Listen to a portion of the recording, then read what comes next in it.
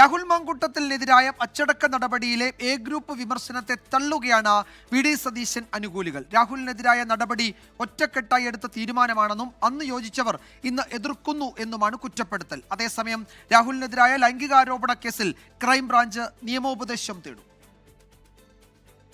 രാഹുൽ മാങ്കൂട്ടത്തിനെതിരായ നടപടിയിൽ പാർട്ടിക്കുള്ളിലെ അഭിപ്രായ വ്യത്യാസങ്ങൾ മറനീക്കി പുറത്തുവരുന്നതാണ് എ ഗ്രൂപ്പിന്റെ വിമർശനത്തോടെ കണ്ടത്.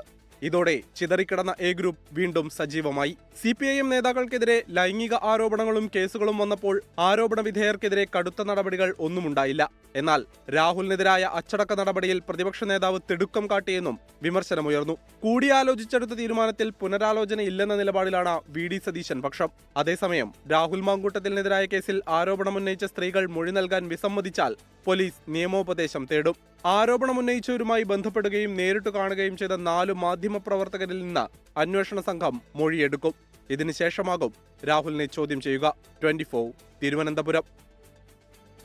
ലോകത്തെവിടെയായാലും ഏത് സമയത്തും 24 വാർത്തകളും ഓഗ്മെന്റഡ് റിയാലിറ്റി പാക്കേജുകളും എക്സ്പ്ലെയിനറുകളും വിശദമായി കാണാൻ ഞങ്ങളുടെ യൂട്യൂബ് ചാനൽ നിങ്ങൾക്ക് സബ്സ്ക്രൈബ് ചെയ്യാം.